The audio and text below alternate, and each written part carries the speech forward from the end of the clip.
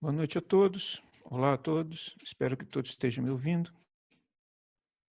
Meu nome é Edgar Leite, eu sou professor do programa de pós-graduação em História Política da Universidade do Estado do Rio de Janeiro e também colaboro no programa de doutoramento em Estudos Globais da Universidade Aberta de Lisboa.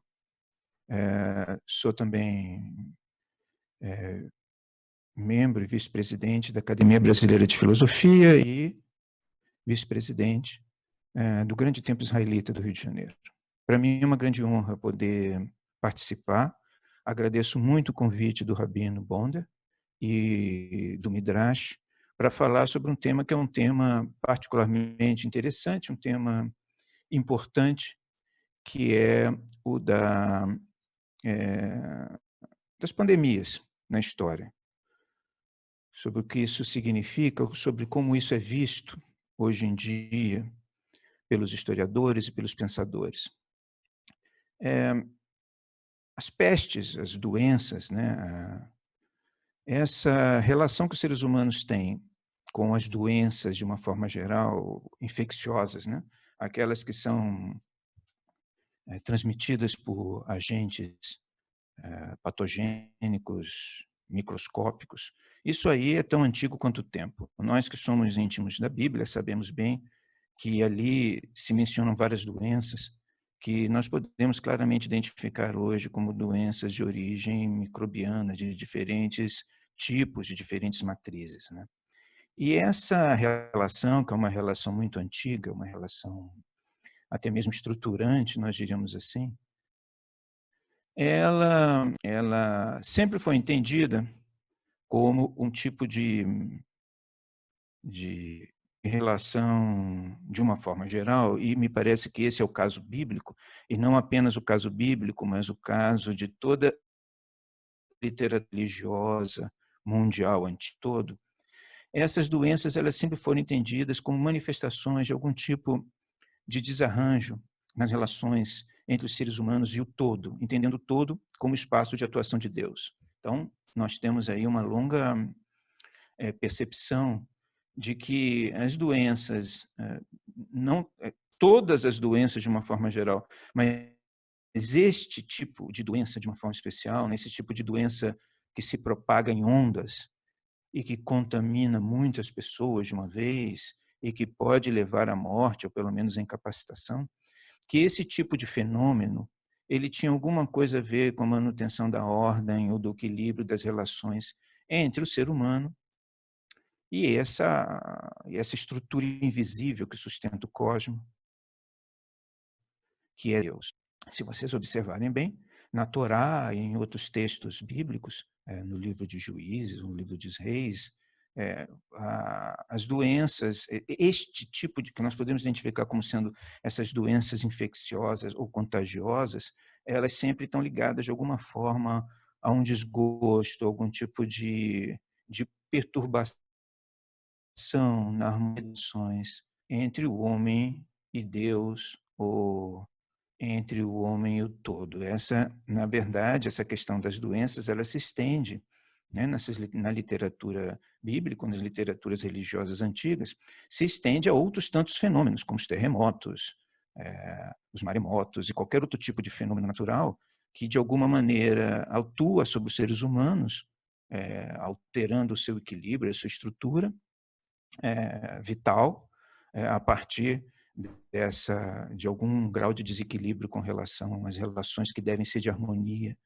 né, de obediência ou de simpatia, né, de articulação entre o humano e o divino.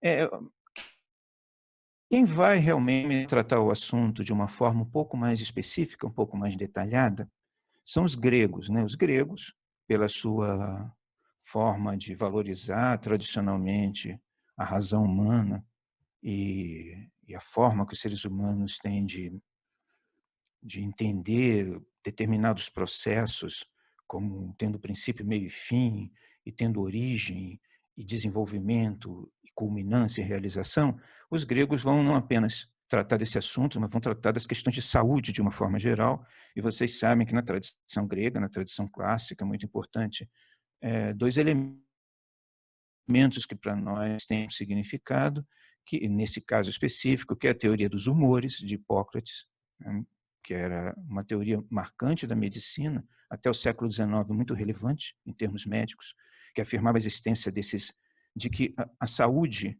era resultado do equilíbrio entre humores, o sangue, a fleuma, a bile amarela, a bile negra, que eram humores, como se diz realmente, né? Eram substâncias, dimensões do ser, em parte concreta, em parte abstrata, em parte física, em parte metafísica, e que na junção, ou na desarticulação, ou no desequilíbrio disso, as doenças apareciam. Então, existe aí uma visão tanto quanto, nós diríamos, subjetiva das doenças, que era própria do pensamento clássico. No que diz respeito às doenças infecciosas, ou como nós chamamos hoje, e contagiosas, os gregos também vão desenvolver um conceito muito importante para entender isso, que é o conceito de miasma. O miasma. O miasma era uma forma que eles tinham de entender a origem de determinadas doenças a partir do ar, do mau ar, né, do ar contaminado, principalmente de substâncias químicas ou de corpos putrefatos, de onde inclusive o nome da doença, malária, né, mau ar. A ideia de que os miasmas eram a origem, né, dos sintomas de determinadas doenças contagiosas, de onde a necessidade, muitas vezes, das pessoas se afastarem de lugares contaminados, ou seja, miasmáticos, e ir para lugares mais frescos, ou onde eles não pudessem ter contato com esses ares que eles acreditavam que continham a contaminação. E os gregos também são importantes, né, por conta da primeira reflexão um pouco mais profunda que foi feita, nós diríamos assim, em termos históricos ou em termos filosóficos, sobre o que vem a ser uma epidemia e sobre seus efeitos sobre os seres humanos.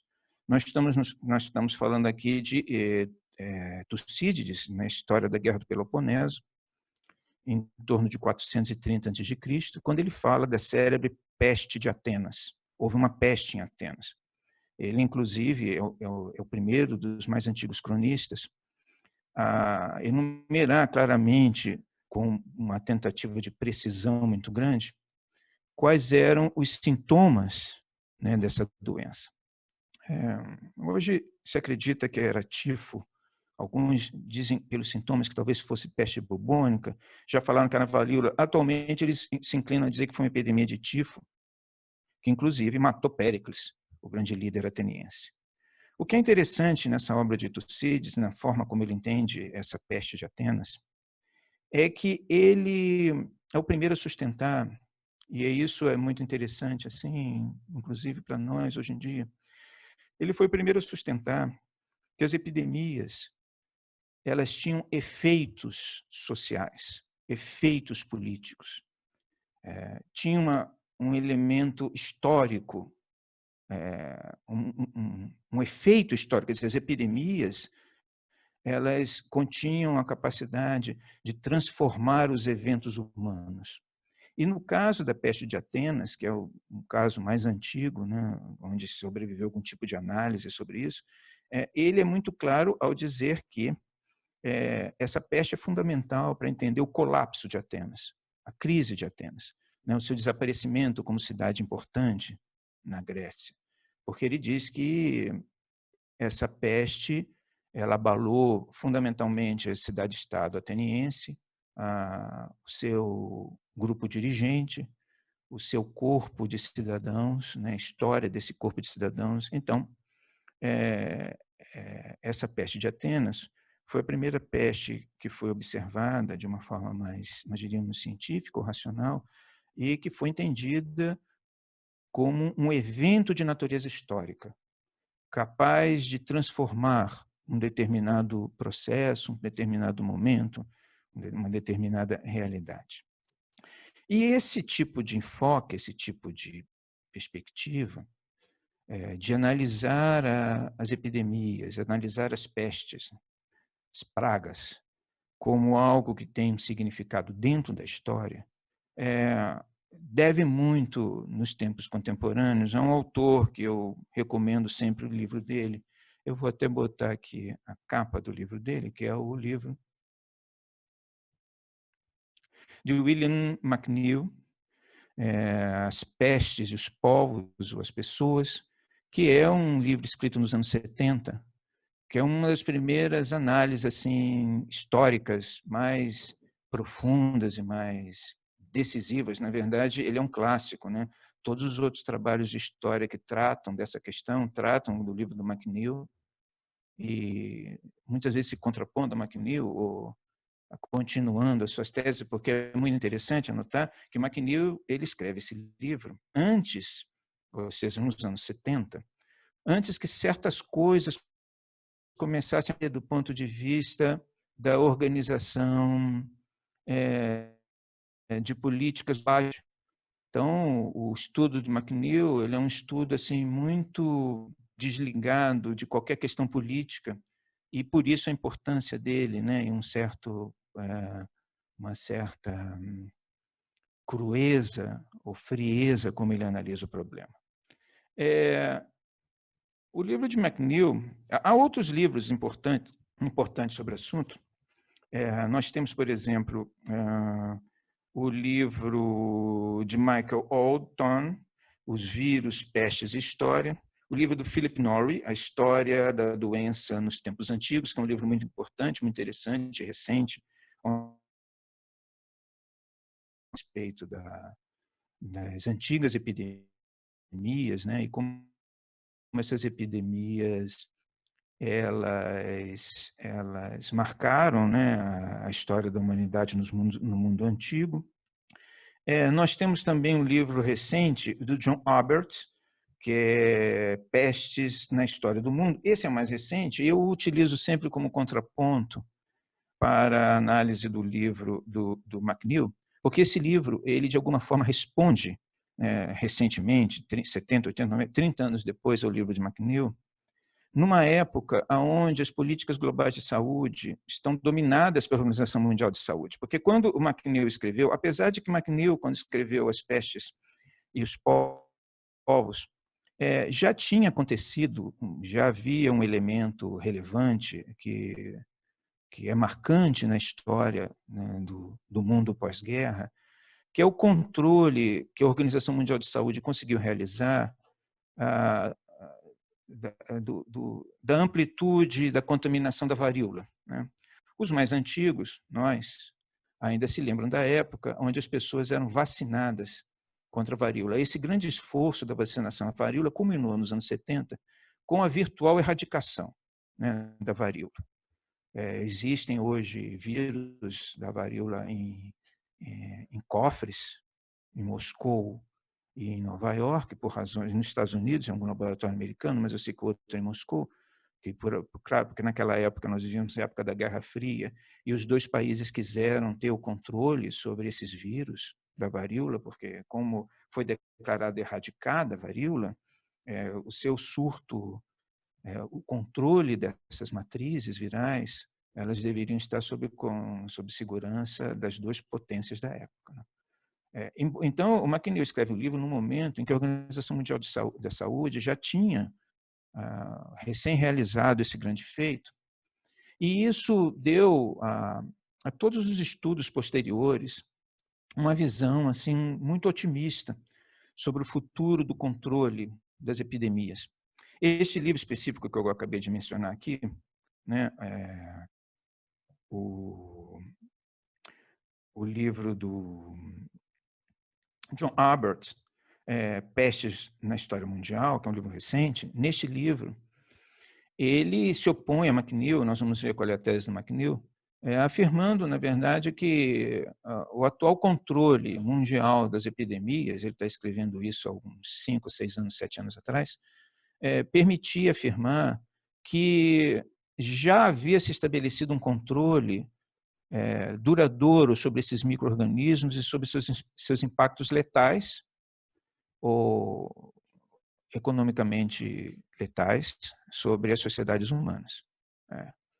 E isso é porque todos esses livros pós-década de 70 são muito impressionados com o crescente poder da Organização Mundial de Saúde em estabelecer todos os protocolos, os programas, os controles imediatos, as políticas e blá, blá, blá, tudo isso que nós vemos acontecendo nas últimas décadas. Então, eu gosto do livro do McNeill, porque ele é de uma outra época e ele, apesar de estar presenciando o controle da varíola, ele tem uma visão muito mais profunda sobre esse assunto. A tese, há um livro que eu gostaria também de recomendar a vocês, já falei aqui, do Michael Alton, Vírus, Pestes e História, que é um livro de história interessante, porque ele trata da história das infecções contemporâneas, a história dessas infecções, como o caso do ebola, do hantavírus, do HIV, da vaca louca, e ele faz um longo estudo sobre o desenvolvimento da influenza, né, no mundo contemporâneo, que é essa nossa conhecida. E esse é um livro também muito interessante, mas, claro, ele trabalha com as fontes que nós trabalhamos hoje em dia e o controle total que a Organização Mundial de Saúde passou a estabelecer sobre todas essas informações. Mas o William McNeill, voltando a ele estabelece uma diferença, inicialmente, ele estabelece uma diferença entre o que ele chama de microparasitas ou micropredadores, diríamos nós, e os grandes predadores. Quer dizer que os seres humanos estão inseridos aí dentro de uma cadeia, estão historicamente, ou estão, né, na opinião dele, numa cadeia uma cadeia de vital, né, de uma cadeia alimentar, na qual nós temos os grandes predadores, que esses são aqueles que também historicamente são muito mencionados e muito relevantes. É o caso, por exemplo, dos leões, que aparecem em todas as literaturas religiosas e clássicas do mundo antigo, né? E hoje eles só existem na África. Por quê? Porque os leões eram considerados criaturas abomináveis, realmente perigosas. Basta vocês irem aos jardins zoológicos, vocês observarem isso. O leão, um ser humano não tem a menor condição de enfrentá-lo com uma lança ou com uma pedra, hoje só com um instrumento, só com uma arma de fogo.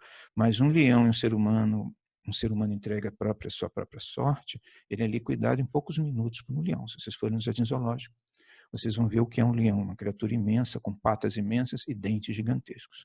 Então, esses grandes predadores, e o ser humano, ao longo do tempo, ou os extinguiu, né, ou os controlou de uma forma bastante segura, né?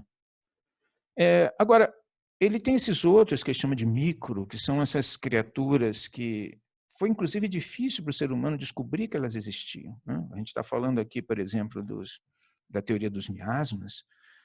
Durante muito tempo não se sabia bem o que causava essas doenças, e realmente as grandes descobertas foram feitas no sentido de, principalmente depois do microscópio e depois de observações as mais diversas possíveis e experiências, foram feitas no sentido de descobrir que essas criaturas existiam e que elas eram responsáveis pelas nossas doenças, né? Elas eram responsáveis pelas tragédias, pelas epidemias, o que se chama hoje de pandemias, que ocorreram na história. São os vírus, as bactérias, outros seres microscópicos, os vírus especialmente, né, que são criaturas perigosas. Em 1966, houve um congresso de microbiologia, né, em Moscou, um congresso famoso, né, onde pela primeira vez se levantou a possibilidade de 66, de se fazer uma taxonomia dos vírus, né, como se fazia das bactérias, por exemplo. E esse, por exemplo, é um assunto até hoje complexo entre os microbiologistas, né?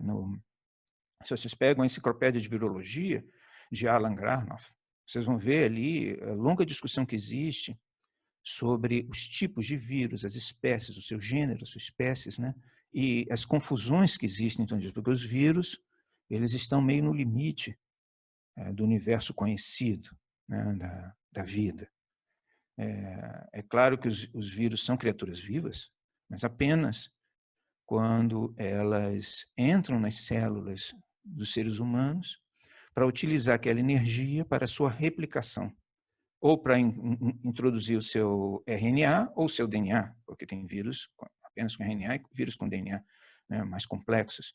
E então eles são predadores também. Eles são, portanto, nesse momento, seres vivos que se alimentam de seres vivos, como todos os seres vivos se alimentam de outros seres vivos. Então, essas criaturas, na opinião de McNeill, elas são criaturas que atacam o ser humano, né? Eles precisam dessa vida que está nos seres humanos para poder se reproduzir ou se replicar, no caso dos vírus. E essa afirmação do McNeill é importante, é interessante, porque coloca, né, a questão da vida em si numa dimensão maior, inclusive nos leva a ter um pouco mais de respeito pelos vírus, porque apesar dos vírus só serem vivos, só serem entendidos como vivos no momento em que eles estão se replicando, eles têm, diríamos nós, essa é uma palavra, porque isso já sai do campo da microbiologia e da história e entra no campo da filosofia ou da teologia. São criaturas que têm, inclusive, uma certa inteligência, entre aspas, para poder encontrar os caminhos pelos quais eles podem alcançar a nossa corrente sanguínea e de outras criaturas, porque a questão dos vírus e dessas bactérias todas, desses micro-organismos, é que eles gravitam entre nós e os animais com os quais convivemos. Isso sempre foi assim, né? Você vê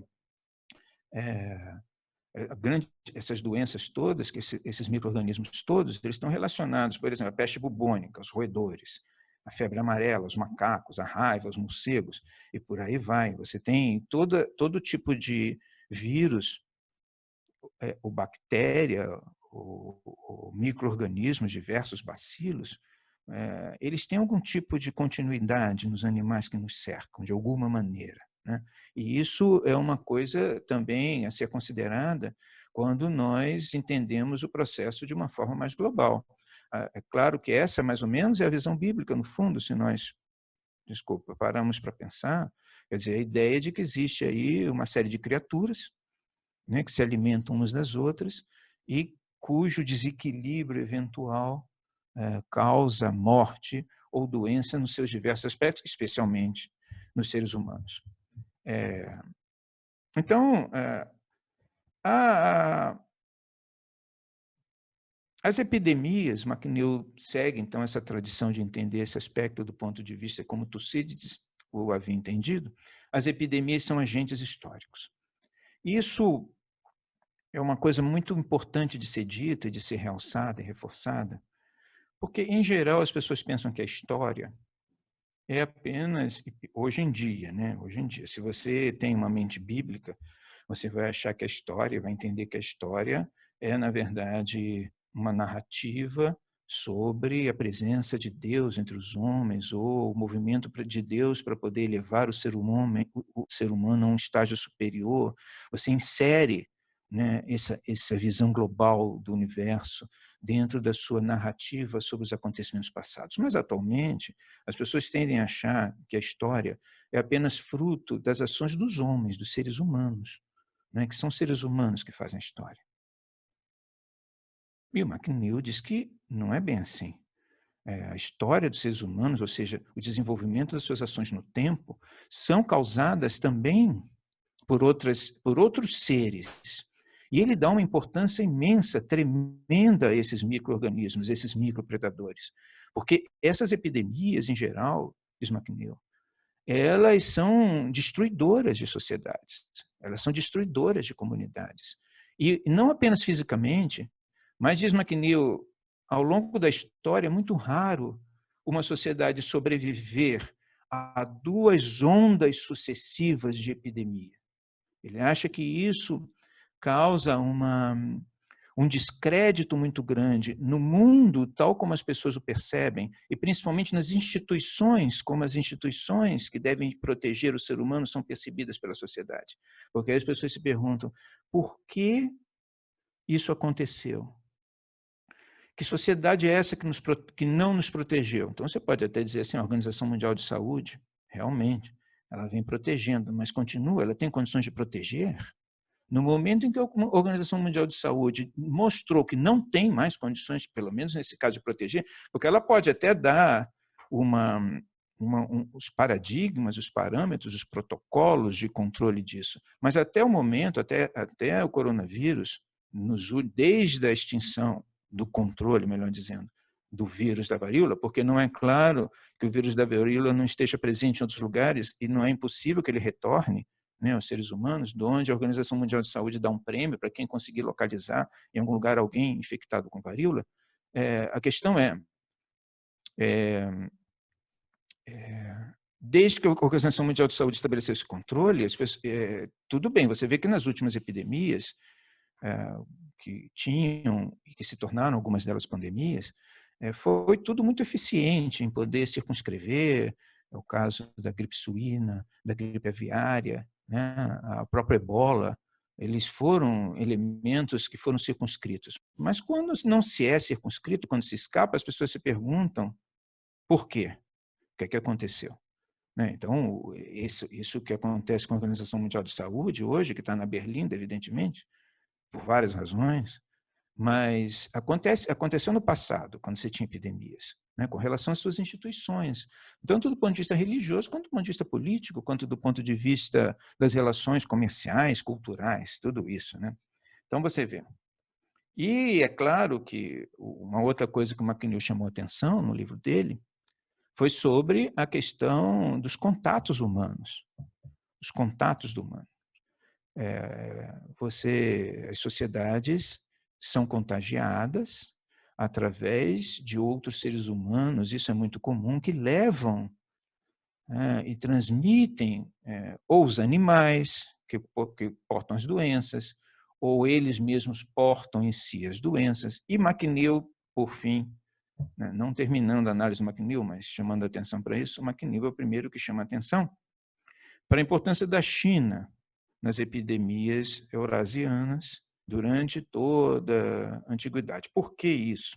Porque na China existem pelo menos 2 compêndios de epidemias que abalaram o Império Chinês. Um da dinastia Sung, feito por volta do ano 1000, e outro feito por volta de 1726, que os chineses eram, né, durante o Império, muito sensíveis a anotar isso com as datas precisas. E esses compêndios que os chineses prepararam sobre as epidemias chinesas servem muito bem para as pessoas poderem entender as epidemias eurasianas desde o princípio da Idade Média. Então, é claro, por exemplo, que a maior das pestes foi, sem dúvida, a maior das pestes, até onde nós sabemos, em termos de dados, que foi a peste negra. A peste negra ela começou na China em 1331. Isso é documentado. Ela começou na China. Em 1331, chegou à Crimeia em 1346. Esses números...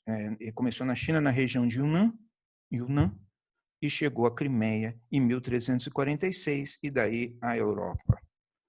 Nós temos aqui alguns números da peste negra, que são sempre também relevantes para serem anotados, né? Pela sua importância, pela sua impressão. A peste negra ela durou na Europa entre 1347 e 1351.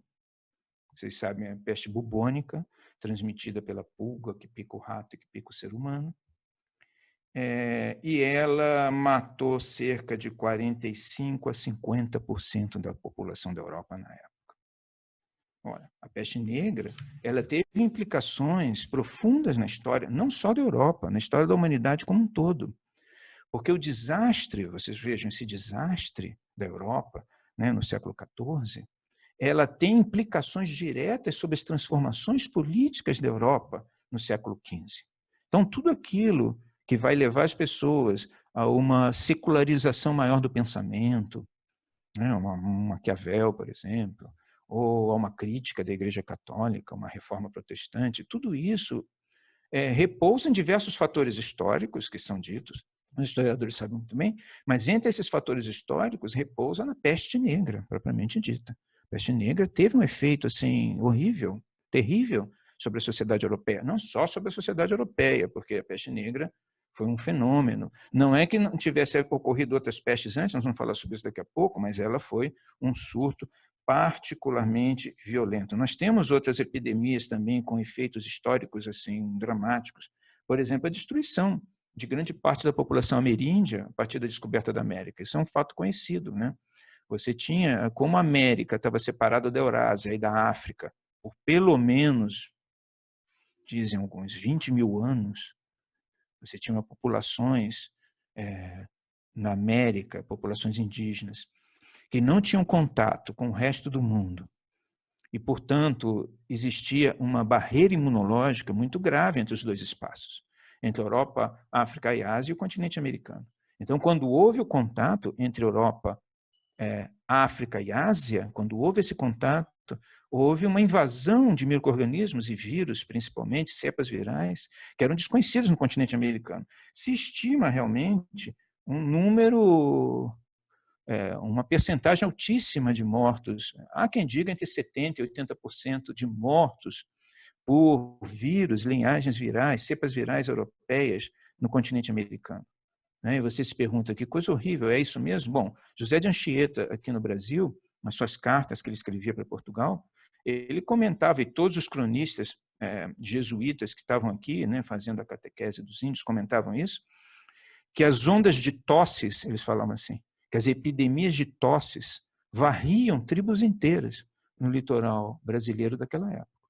Aí vocês dizem, mas só os ameríndios foram feridos? Essa barreira imunológica era totalmente desfavorável apenas aos americanos? Não.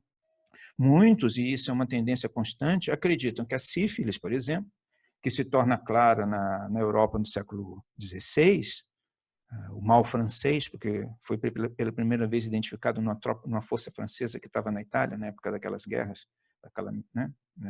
dos franceses na Itália, diz que a sífilis era originária do Novo Mundo, né, e que foi levada para a Europa. Então, é uma coisa assim, houve uma troca, viu? Então, os deslocamentos humanos levam doenças. É o caso das guerras napoleônicas, que levaram tifo para a Europa inteira. Então, a descoberta dos micro-organismos, ela, superando a doutrina dos miasmas, criou mecanismos, é claro, para o controle dessas epidemias todas. O bacilo da cólera, descoberto por Koch, depois o da tuberculose, que não era exatamente uma epidemia, alguma coisa assim mais corrente, mas para a Europa do século XIX era, né? O problema da poliomielite também, que foi resolvido, né, através da vacinação massiva. Então, o que eu gostaria também de apontar são alguns números sobre essas epidemias históricas, que são epidemias que devem ser anotadas, né, e para nós podermos ponderar um pouco sobre a significação disso aqui. Para vocês terem uma ideia, eu falei aqui da peste negra, mas nós temos duas outras pestes anteriores, né? A peste de Antonino, durante o Império Romano, e aí a gente pode também ter um pouco, como hoje se fala, está tudo muito confuso em termos de números em percentuais, e é bom a gente também considerar esses números, esses percentuais, quando a gente analisa, né, as pestes de uma forma geral. A peste de Antonino, durante o governo do imperador Antonino, em Roma, chegou a ter 2.000 mortos por dia em Roma, uma cidade que tinha em torno de 900 mil a 1 milhão de habitantes. Se estima que essa peste matou 25% da população de Roma. Então, isso é uma peste clássica, uma peste que ninguém sabe exatamente o que era, os sintomas são muito complexos, há quem diga que era peste negra, peste bubônica, outros dizem que era varíola, não sabe bem. A peste da época de Justiniano, que essa sim foi uma peste negra anterior à grande, foi uma peste bubônica anterior à peste negra, em torno de 541, 542 depois de Cristo, diz que se matou 1/4 da população do Mediterrâneo Oriental. Isso é 40% da população de Constantinopla na época. Então, foi uma coisa assim, de uma brutalidade sem nenhum parâmetro, né? Não havia controle nisso. E no caso da gripe espanhola, que é o mais próximo de nós, que foi a última grande pandemia brutal, no sentido de que ela matou num percentual maior do que o normal, a gripe espanhola ela durou de janeiro de 1918 a dezembro de 1920. Ela teve duas ondas. De onde ela veio? Bom, Até 2001, 2002, havia um consenso de que a gripe espanhola tinha vindo da China. Por quê? Porque em 1917, no nordeste da China, houve um surto epidêmico, né, de gripe com os mesmos sintomas da gripe espanhola, que era influenza. Depois de 2001, 2002, começaram a surgir um ou dois artigos dizendo que não veio da China. Há quem descreveu até dizendo que vinha dos Estados Unidos. Mas, de qualquer forma, a tendência dos sempre foi de achar que a origem da gripe espanhola era a China. Na verdade, a origem de grande parte das epidemias ou pandemias que assolam as sociedades euroasiáticas vem da China, historicamente falando. É claro que vem muita coisa da África também, né? Você tem epidemias que são localizadas como vindo da África, mas vem. A origem chinesa é sempre apontada. Os mortos da gripe espanhola estão em torno de 50 milhões de pessoas nesse período, entre 1918 e 1950, e isso é estimado em torno de 3% da população mundial. Se estima que 500 milhões de pessoas foram contaminadas, né, pela gripe espanhola. No caso do Brasil, por exemplo, apenas de curiosidade, nesse período se estima que da gripe espanhola morreram cerca de 300 mil pessoas. Eu sabia disso porque eu sei disso, eu tenho memórias porque meu avô vivia aqui no Rio de Janeiro na época da gripe espanhola e ele contou o que foi, né, a tragédia que foi, o medo que foi aquilo. Morreram no Brasil 300 mil pessoas, inclusive o presidente da República, Rodrigues Alves. Ora, a população do Brasil era em torno de 30 mil habitantes, 30 milhões de habitantes. Então, você tem aí um percentual da população bem baixo, na verdade, mas grande, alto com relação à taxa de mortalidade normal do vírus influenza. Vocês vejam, o vírus influenza ele mata anualmente entre 290 mil a 650 mil pessoas, dados da Organização Mundial de Saúde, que é quem controla toda essa estatística, né? É o grande manancial de informações. Vale a pena dar uma olhada no site da Organização Mundial de Saúde para vocês terem toda a dimensão do que é isso, né? Ali eles têm um total levantamento de todas as doenças, de todas as epidemias, de tudo. Todos os... Bom, então, por dia, isso dá mais ou menos uma morte por influenza, por vírus da gripe, né? Essas gripes que nós temos aí. 795 a 1.781 pessoas mortas por dia. Eu chamo a atenção para isso para a gente ter uma dimensão do ritmo dessas mortes, né? Infectados por HIV, e aí você tem uma instituição das Nações Unidas, a UNAIDS, que dá essas estatísticas com muita precisão. Existem atualmente no mundo 41 milhões e 700 mil pessoas contaminadas com HIV, em torno de. E, em 2018, 770 mil pessoas morreram de HIV, principalmente na África, claro. Porque quando eu digo que essas mortes, elas são esses números, você vai dizer assim, 770 mil pessoas morrem de AIDS em 2018. Isso parece ser assim uma coisa, mas a verdade é que isso é geograficamente diferente, né, de lugar para lugar. No caso da África, que é o lugar mais contaminado do mundo, onde mais morrem pessoas também. É o caso da malária também, que é um fenômeno essencialmente africano. Só esse ano já morreram 278 mil pessoas de malária. É um número altíssimo, né? Mas é um número africano, novamente. Só para vocês terem uma ideia, suicídios, isso está lá também na Organização Mundial de Saúde, suicídios, só em 2019 se estima que 800 mil pessoas morreram suicidadas. 800 mil pessoas se suicidaram em 2019. No caso da dengue, nós temos hoje de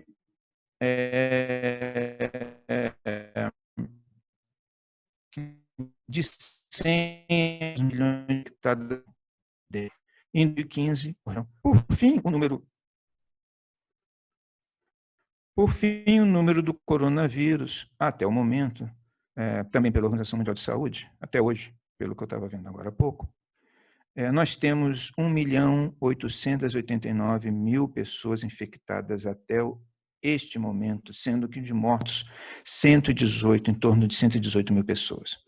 Até o momento, em suma, sem dúvida, bom, desses aqui, 1.282, né, que são os casos comunicados, 96% são casos simples, 50 mil, 4% casos críticos ou sérios, e 555 mil casos complicados, sendo que 438.180 recuperados e 117.599, portanto, mortos. Então, você chega aí a um percentual também pequeno.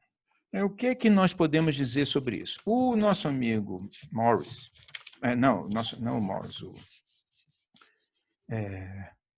o nosso amigo McNeil, a tese que ele sustenta no livro dele, e que é contestada pelos historiadores pós-Organização Mundial de Saúde, é que o problema dos micro-organismos nunca desaparecerá. Ele acha que, por mais que nós tenhamos condições de controlar e administrar, existe aí um processo que é a vida em si, que é o desenvolvimento da natureza, que os seres humanos não têm condições de um controle efetivo ou permanente. Então, independente dessa epidemia específica de coronavírus, ela certamente não chega aos pés das grandes epidemias que abalaram a história da humanidade. Disso não há a menor dúvida, né? Ela não chega perto, né, da peste negra, e não chega perto da influenza, na verdade. Vamos ver, mas me parece que não, mesmo porque existem hoje mecanismos terapêuticos de administração da infecção, não necessariamente de cura ou de combate ao vírus, mas de administração dos efeitos, dos sintomas, que não existiam naquela época. Mas a tese dele é que os seres humanos nunca se livrarão totalmente, não é nem dos micro-organismos, é da natureza em si. E que, por mais que nós busquemos, isso é histórico, nos circunscrever a humanidade dentro de uma carapaça, dentro de uma cúpula protetiva, a natureza está sempre tentando entrar. E a natureza, ele está falando não da vida natural em si, ele está falando disso que é uma das características da existência, que é o fato de uns seres vivos se alimentarem de outros seres vivos, precisarem da vida de outros seres vivos para poder viver. Isso é uma coisa muito forte na relação entre os seres vivos no planeta Terra. Então, apesar disso, ele diz, apesar de nós nos fecharmos, nós não estamos livres dessa realidade na natureza, e as epidemias continuarão vindo, como muitas vezes vem da China, né, independente das nossas medidas protetivas. Os efeitos disso, históricos, são realmente notáveis e têm implicações existenciais sempre muito profundas. Por mais que nós acreditemos que possamos viver distantes da morte, o que é uma ilusão, na verdade, mas digamos que a gente possa circunscrever a morte e colocando-a cada vez mais distante, uma epidemia, uma pandemia, sempre nos coloca o problema da nossa fragilidade essencial. E nesse sentido, a nossa reação a isso é mais ou menos insensata, mais ou menos incontrolável, quanto mais distante nós estamos da ideia de que existe uma natureza e que um dos aspectos dessa natureza é exatamente a transitoriedade das coisas. Então, o estudo das epidemias é muito interessante do ponto de vista existencial, porque nos mostra que, apesar de tudo que fazemos, o mundo é realmente uma experiência transitória, as coisas se transformam permanentemente e a morte está sempre presente. E os nossos micropredadores, eles continuam buscando os meios para chegar ou a outras criaturas vivas, ou se der chance a eles, para chegar aos seres humanos também. Isso faz parte da história e é um componente importante para entender o desenvolvimento das atividades humanas e do curso, né, da jornada humana ao longo do tempo. Então é isso que eu tinha a dizer. Agradeço muito os que me acompanharam e vou abrir a perguntas que poderão ser feitas, eu acredito que de uma forma ordenada pelo gerenciador da discussão.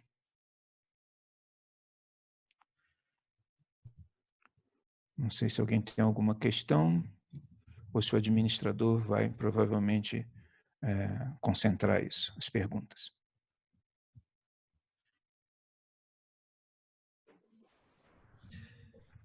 Boa noite, gente. Estamos recebendo as perguntas no chat. Alguém gostaria de mandar alguma coisa? Alguém com alguma dúvida?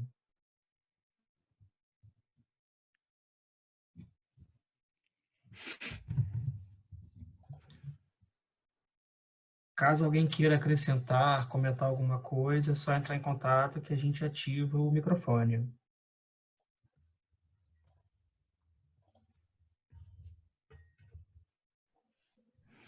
Tem mecanismos para isso aí, eu não sei.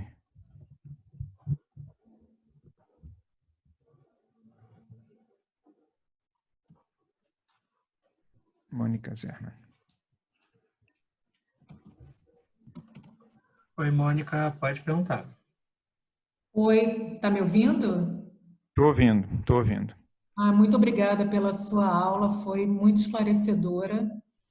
Eu gostaria de saber se o senhor teria alguma previsão, baseada, claro, nos dados da OMS e outros órgãos, de que essa situação seja contornada, assim como em outros países, né, já está sendo baixada ou achatada a curva. Isso que o senhor, qual é a previsão do senhor aqui para o nosso país? Olha, eu não tenho condições de fazer essa previsão por várias razões. Isso são modelos matemáticos que são utilizados pelos microbiologistas e matemáticos para poder calcular essas populações virais, esses processos de infecção. Agora, do ponto de vista histórico, o que eu posso assim dizer é que a gripe espanhola ela teve duas ondas. Ela teve duas ondas. Ela teve uma primeira onda e uma segunda onda que foi mais mortal até do que a primeira, segundo alguns. Eu acho que essas coisas relativas a vírus, eu não sou médico, mas eu leio muitos anos matérias de revistas científicas e de vez em quando me arrisco a dar uma olhada em alguns manuais médicos. Os médicos, eles têm, os microbiologistas, os virologistas, mais precisamente, né, não necessariamente são médicos, né, são pesquisadores, eles têm muitas dúvidas assim sempre sobre o funcionamento preciso dos vírus, porque eles têm certas características mutantes que tornam-os mais ou menos imprevisíveis. Agora, é claro que uma epidemia como essa, ela não dura para sempre. E depende muito de fatores que estão fora do nosso alcance, na verdade. A ideia de que nós podemos impedir a disseminação dos vírus, ela se sustenta em função da nossa prepotência, mas, no fundo, nós não temos muita condição, estou falando do ponto de vista histórico, né, de controlá-los de fato, né, de controlá-los. A gente pode passar 2 meses dentro de casa, sair e passar ao lado de uma pessoa e pegar o vírus. Então, tudo é muito... eles são invisíveis. Então, isso torna tudo muito... E não é só isso, eles são vírus, que são muito mais complexos e difíceis, né? Embora sejam tão simples, no fundo, mas são extremamente complexos. Então, eu não posso fazer essa previsão. E, aliás, pelo que eu estou percebendo, a verdade é essa. Todas as previsões elas são meio contraditórias sobre curvas, pique de curvas. Porque eu acho que também, no fundo, a matemática ela resolve muita coisa, mas ela não é capaz de solucionar todos os problemas da realidade. Então, não tenho condições de fazer previsão. Os períodos de epidemia, na história sempre foi assim, são períodos de profunda incerteza. Tá bom, muito obrigada. De nada, é meio pessimista, né? Mas não posso fazer. Bom, tem aqui várias perguntas, né? O Mauro Marzocchi pergunta sobre a peste negra da Europa e a perseguição a judeus e feiticeiras. O que há de verdade histórica? Bom. O que acontece é o seguinte, quando acontecem essas epidemias, as pessoas sempre querem botar a culpa em alguém ou em alguma coisa, né? Porque é muito difícil esses surtos, a vivência desses surtos, sem que as pessoas comecem a pensar que isso é causado por alguma coisa que eu fiz, por alguma coisa que nós fizemos, ou que alguém é responsável. Por exemplo, os comerciantes que trouxeram, porque de onde é que veio a peste negra? Eu disse, a peste negra veio da China, mas ela veio como? Ela veio através das rotas comerciais, né? O tempo dela chegar na Europa foi o tempo das caravanas chegarem da China na Crimeia, chegarem ali, né, no Mediterrâneo. Por isso é que se estabeleceu também, já no final da Idade Média, essa prática da quarentena dos navios, que era uma forma de você responsabilizar, ver quem as pessoas quem estava chegando, principalmente desses lugares mais remotos, e se houvesse ali dentro algum tipo de epidemia, dentro daquele navio, em quarentena, as pessoas sabiam exatamente quem era o responsável por trazer a epidemia, né? E se depois da chegada de um navio a epidemia corria solto, as pessoas sabiam que tinha sido ligado àquilo. No caso, eles ainda acreditavam, não exatamente em micro-organismos, eles sabiam que tinha alguma coisa a ver com o contágio entre seres humanos. O caso dos judeus é emblemático disso, porque entre as grandes transformações que a peste negra introduziu na Europa, está o deslocamento das populações judaicas da Alemanha, do centro da Europa, para a Polônia e para o que vai ser chamada depois de área de fixação, essa área que vai da Lituânia até a Ucrânia. Esse deslocamento populacional que a Polônia, Lituânia e Polônia recebe esses judeus é devido, em grande parte, ou principalmente, por conta das perseguições geradas pela peste negra. Porque o que aconteceu ali é que muita gente achou que o responsável por aquilo eram os judeus. Então, se eram judeus, cabia ali você puni-los pelo que estava acontecendo.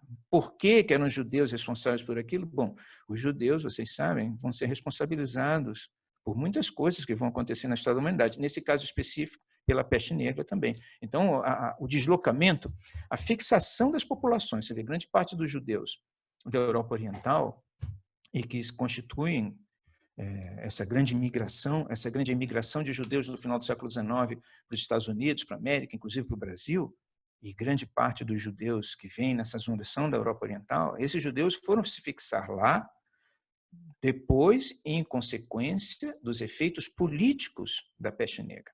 Então, a peste negra ela realmente foi importantíssima assim, para transformar a sociedade europeia. E, nesse caso específico, os judeus foram responsabilizados simbolicamente, né, pelo que estava acontecendo, né, porque a presença deles soava como um assinte a tudo aquilo que o vulgo, que as pessoas comuns achavam que deveria presidir a lógica comum, a ordem da cristandade, né? Então, coube aí aos judeus a pagar a responsabilidade por isso. Então, isso é uma observação importante, porque a história do povo judeu na Europa é marcada também pela peste negra de uma maneira muito intensa.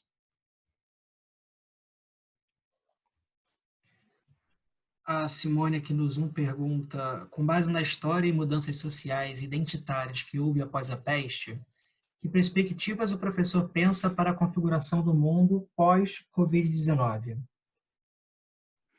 Olha, É difícil nós precisarmos exatamente o que vai acontecer, porque nós ainda não sabemos precisamente o alcance dessa epidemia, a sua malignidade. Está tudo muito ainda impreciso. Há muita desinformação, porque, na verdade, existe uma guerra entre os seres humanos e esses micro-organismos. Isso é um conflito, é uma guerra, né? Nós estamos em guerra contra criaturas invisíveis. Mas os seres humanos, além de estar em guerra com essas criaturas, estão em guerra entre eles mesmos o tempo inteiro. Então, há muita confusão sobre o que está acontecendo exatamente. Uma coisa certa, que me parece que está em curso, principalmente nos países mais pobres, é uma desorganização muito grande da economia, das relações produtivas. Há a ideia, o projeto, os protocolos de quarentena, como eles estão sendo obedecidos ou cumpridos em alguns países, tem um efeito muito grande sobre as atividades correntes, né? Na verdade, as quarentenas sempre foram mais ou menos assim. Outro dia eu estava lendo que o Isaac Newton, desenvolveu a lei da gravitação universal quando estava em quarentena, né? Me parece que durante uma epidemia de cólera ou de tifo.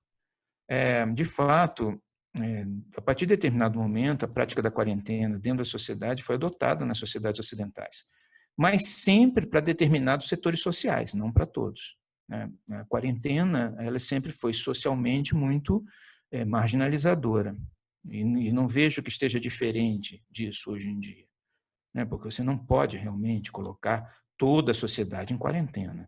Então, você salvaguarda determinados setores da sociedade que têm condições de ter uma quarentena, e esses setores eles são preservados da epidemia. Isso tem... As perspectivas são ruins, evidentemente que são. Na verdade, nós já estamos entrando numa situação muito ruim, né, do ponto de vista da vida das pessoas, da capacidade das pessoas de reproduzir a sua vida, da capacidade das sociedades de produzir. Estamos entrando numa situação ruim, sem dúvida nenhuma, e vai ficar ruim. Agora, por quanto tempo, ou o que isso vai significar? Eu estava dizendo aqui que a crítica à Organização Mundial de Saúde é evidente, né?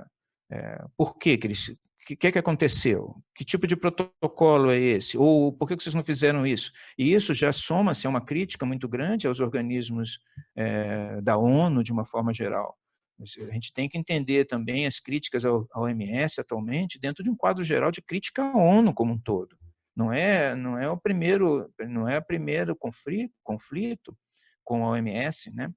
Então, a gente deve ter aí um enfraquecimento crescente desses organismos que nós diríamos multilaterais, porque num período de epidemia como esse, se a situação mundial continuar ruim como está,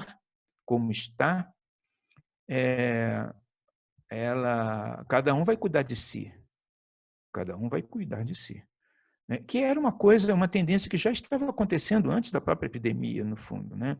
Você vê que a comunidade europeia, que foi particularmente afetada está sendo pelas consequências da epidemia, ela já estava sofrendo um processo de erosão.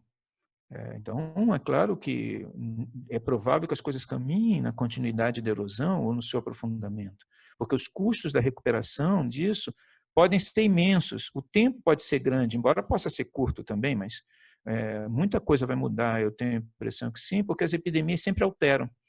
E se houver uma segunda vaga, então, aí sim, nós teríamos transformações ainda mais profundas, né? O Emílio Ferreira, que está assistindo a gente ao vivo no YouTube, ele pergunta: como podemos estabelecer uma correlação na narrativa política brasileira na época da gripe espanhola com as empregadas nos dias atuais? Eu acho que é bem diferente, porque as sociedades naquela época, naquele período específico, o período que começa em 1914 e vai até 1945, é um período em que as pessoas tinham muita intimidade com a morte. Eu falo isso assim com uma compreensão do que era aquele período. As pessoas em 1917 até 1920, As pessoas tinham intimidade, a morte fazia parte do cotidiano. Famílias inteiras foram perdidas na Primeira Guerra Mundial. Então, a gripe em si, ela era uma experiência de morte num universo de uma sociedade experimental de morte. Além do que, nós temos que considerar que as pessoas naquela época, em 1917, elas tinham também uma intimidade com a morte, porque elas eram mais religiosas, né? Você tinha toda uma questão, uma visão de que a vida ela é composta também de morte, né? Que a morte é um componente relevante da existência. Não havia naquela época uma crença, como existe hoje, de que você pode não morrer, ou de que a sua morte pode ser prolongada até limites antes inimagináveis, 90, 100 anos. Naquela época não era assim. Eu me lembro que uma vez eu estava trabalhando nos arquivos de certidões de óbito dos anos 10, e eu me lembro de ir passando as certidões de óbito e ver que a maior parte das pessoas morria de mal súbito. Quer dizer, você não tinha diagnósticos de doenças, a medicina preventiva era inexistente. Então, o mundo naquela época e o Brasil naquela época era bem diferente do Brasil de hoje. O Brasil, atualmente, é um país que está inserido dentro desse espírito de prosperidade que tomou conta do mundo depois do fim da União Soviética, nos últimos 30 anos, e tem uma série de ilusões sobre a vida, né? E uma série de pavores sobre a morte, porque nós, nos últimos 30 anos, não tivemos experiências massivas de morte. E, pelo contrário, nos últimos 30 anos, a vida das pessoas tem se estendido muito. Então, eu diria que o pânico hoje que se instala é derivado de uma outra conjuntura histórica e de grandes ilusões que as sociedades hoje têm sobre a vida, sobre o que é a vida, ou se essa prosperidade ou essa vida pode ser infinita, ou de que ela pode ser estendida até limites antes inimagináveis, e que o câncer, como é de fato, uma vez diagnosticado de forma imediata, ele pode ser curado perfeitamente, pode. A questão é que a realidade continua sendo uma realidade de transitoriedade. Então, quando as pessoas se dão conta de que isso existe, de que as pessoas podem ser contaminadas por uma doença, e essa doença as leve à morte, e não há nada que possa ser feito para isso, é claro, como eu estou falando aqui, quando eu dei aqueles números, isso já acontece frequentemente, né? As pessoas morrem de AIDS, as pessoas morrem de chikungunya, morrem de gripe, morrem de zika, morrem dessa doença dos mosquitos, né? Elas morrem, continuam morrendo de doenças infecciosas. Mas não se deu até o momento nenhuma veiculação midiática que tinha se dado a essas mortes, como se deu a esta do coronavírus. Então as pessoas se apavoraram porque elas se viram diante da realidade da vida, que é a transitoriedade. Então são duas realidades muito diferentes. A realidade de 17 e 20 e a realidade de 2020. Porque são duas sociedades diferentes. E os seres humanos têm expectativas diferentes sobre as coisas. Pelo menos um determinado setor social, né? Eu não sei se todos os setores sociais, provavelmente não. Né? Porque as pessoas que são religiosas geralmente têm uma perspectiva sobre vida e morte diferente, né? Se aceita mais a morte, entende o papel da morte, né? E, inclusive, se acredita que a morte não é o fim. Há algo além da morte. Então, esse tipo de pessoa certamente não está inserida dentro disso, né? Então, não pode e não deve estar inserida dentro desse pânico total. Agora, essa me parece que é a grande diferença. Então, é claro, os discursos políticos se modificam. Naquela época, o presidente da República morreu de gripe, Rodrigues Alves, morreu de gripe. Era um senhor já, tinha mais de 70, ele morreu de gripe espanhola. Mas não houve politização como existe hoje, porque as pessoas utilizam o terror e o medo das pessoas absurdo com relação à morte para fazer política. Isso é geral, né? Isso é geral. E eu acho que o período de epidemia geralmente é um período de caos político. Isso não é só agora, em geral, em outros períodos também. O que difere, me parece, e aí terminando a tua resposta, é que em 1917, 1920, a morte era uma coisa muito mais presente por causa da guerra, por causa da religião, uma coisa muito mais aceita e incorporada do que é hoje. Então, isso muda, isso faz toda a diferença. Mesmo porque essa gripe, o coronavírus, não parece ter, a gente nem pode falar nada, mas não parece ter a mesma amplitude, a mesma gravidade da gripe espanhola. Não parece ter. Mas ele causa um fenômeno, uma crise existencial que a gripe espanhola não causou na mesma dimensão. Meu avô dizia que as pessoas tinham medo, e um irmão dele morreu de gripe espanhola. As pessoas morriam, né? Mas era diferente. Os tempos eram outros.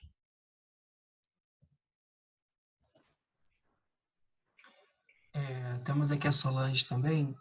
É possível que essa pandemia traga mais repercussão mundial do que as outras? Porque temos a sensação de transformação mundial sem precedentes. Sim, E é porque é muito. legítima historicamente essa sensação? Sim, claro, porque olha só, essas experiências de insensatez, que são experiências como que nós vivemos hoje, você vê que as pessoas estão perdendo totalmente a sensatez, né? Ninguém consegue falar sobre esses assuntos sem estar altamente politizado, sem ter ideias, opiniões, ou terrores, ou pavores, ou pânicos, os mais diversos sobre o assunto. Uma experiência social como esta não é há muito tempo que a humanidade não tinha. Eu diria que a última grande experiência de morte que a humanidade teve foi entre 1914 e 1945. Você teve, eu digo de forma global, você teve, claro, entre 45 e hoje, alguns momentos trágicos na história, particulares e circunstanciais. Mas eu acho que essa é a primeira grande experiência global que nós estamos tendo desde 45, aonde você teve o início, nos anos 50, teve o início de um surto de peste bubônica na Índia. As pessoas tiveram muito medo. Mas nada é igual a isso. Então, a experiência, a sensação que as pessoas estão tendo, e até de certa forma é o seu desejo, porque esses temores todos devem estar expressando desejos também, é de que isso seja um divisor de águas, de que isso vire algumas páginas, de que isso transforme as coisas, com todo o terror que a transformação implica, que é muito grande, é muita tragédia, né?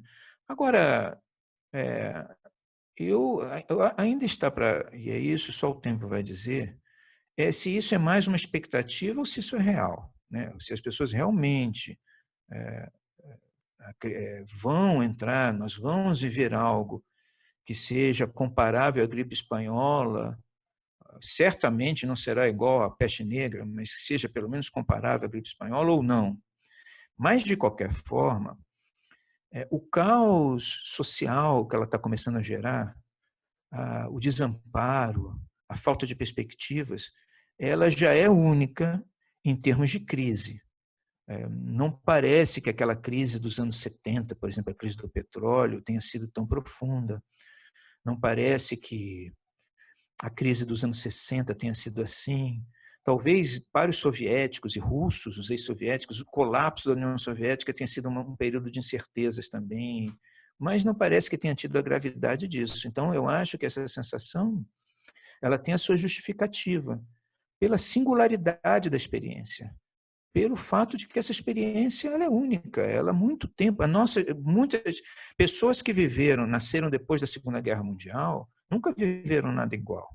É claro que quem viveu no período entre 14 e 45 há de se recordar do que era viver numa sociedade em guerra, numa sociedade onde a morte fazia parte do cotidiano. Mas essas pessoas já estão velhas, né? Já estão muito idosas e muitas delas já nem têm mais condições de lembrar com precisão. Ou se tem, são recordações muito próprias que não são compartilhadas com seus netos. Aliás, isso é bíblico, né? Gerações em gerações as pessoas esquecem. E esse esquecimento, ou seja, o esquecimento de que a nossa sociedade foi construída em cima de milhões de mortos, entre 14 e 45, o esquecimento disso nos tornou muito suscetíveis e muito apavorados diante de qualquer sinal da presença da morte massiva. Então, essa é a justificativa para o que está acontecendo. Por isso que eu falo da segunda leva. Às vezes a epidemia passa e depois vem uma segunda leva. Aí sim, a situação vai ficar difícil.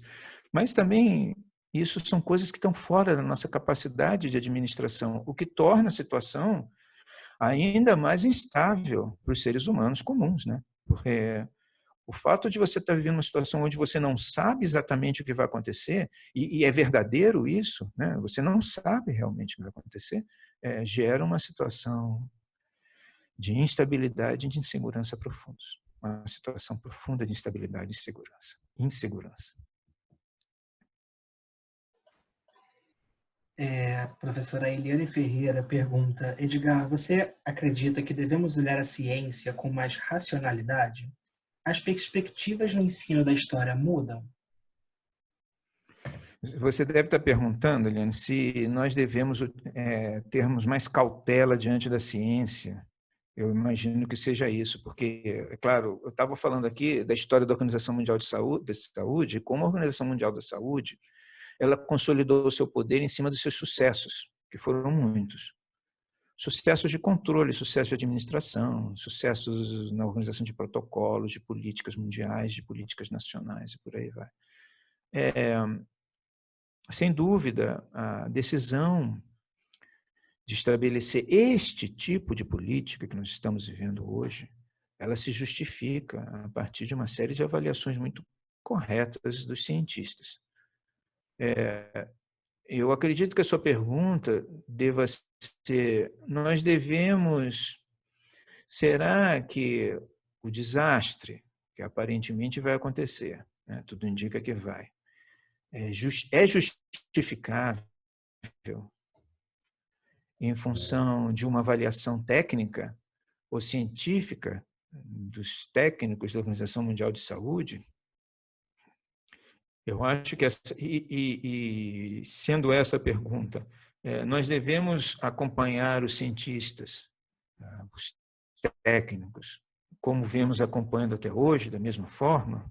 Sem dúvida, essa crise ela vai colocar em xeque, sim, a sensibilidade dos cientistas, né? A capacidade dos cientistas, de fato, em estabelecer políticas que podem ser muito corretas do ponto de vista técnico, o que quer que seja, mas não necessariamente são corretas do ponto de vista da vida das pessoas, né?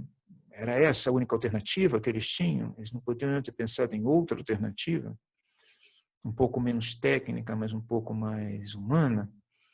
Essas são questões, sim, que colocam em xeque, sem dúvida, a ciência, mesmo porque a medicina, nos últimos 30 anos, se transformou muito e ela já está sendo colocada em xeque permanentemente.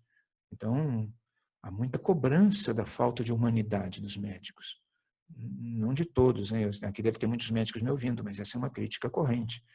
Então, eu acho que sim, nós devemos sempre, aliás, não é em função só dessa crise, mas sempre ver os argumentos matemáticos, os argumentos científicos, com as lentes da subjetividade também. Na verdade, os números têm que estar submetidos à subjetividade, e não a subjetividade submetida aos números. E isso é uma verdade esquecida, né? É alguma coisa que as pessoas no passado tinham muita clareza. Os números dizem muitas coisas, mas eles não dizem tudo. Os números não podem contar tudo. Os números não podem contar os sentimentos e por aí vai. Então, sim, uma visão menos cega da ciência e da sua mensagem, da sua linguagem e da sua direção, eu acho que, mesmo antes disso, já era para ser adotada, e eu acho que depois disso ela deve estar na preocupação das pessoas, sim, concordo. Obrigado, professor. Infelizmente, não vai dar para responder a todas as perguntas que nós recebemos. Então, só para finalizar, eu gostaria de mandar aqui a Ana Leite. Ela pergunta se você pode mencionar obras relevantes para explorar a última ideia que expôs da reação do homem com as epidemias. Bom, eu citei aqui em algum momento, não sei se você ouviu, eu citei aqui pelo menos 4 livros, que são livros, eles não têm tradução brasileira, não têm tradução em português, mas são livros importantes para entender isso. Esse primeiro que eu citei, eu considero um livro notável, que é o eterno e o clássico do William McNeill, né? Pestes e povos, ou pestes, pessoas, pragas e povos. Assim, eu acho muito relevante. E um livro mais recente, que eu acho que também vai ser útil para você, é o livro do John Abert. Pestes, História das Pestes no Mundo. Abert, A-B-E-R-T-H, John, é um livro assim, mais moderno sobre isso e que trata, né, de assuntos mais recentes, que é o Vírus, Pestes e História, onde ele trata das infecções contemporâneas. São 3 livros assim que eu acho interessantes para as questões atuais da história das pragas, da história das epidemias, né? E como a história reage a isso, como os seres humanos reagem a isso.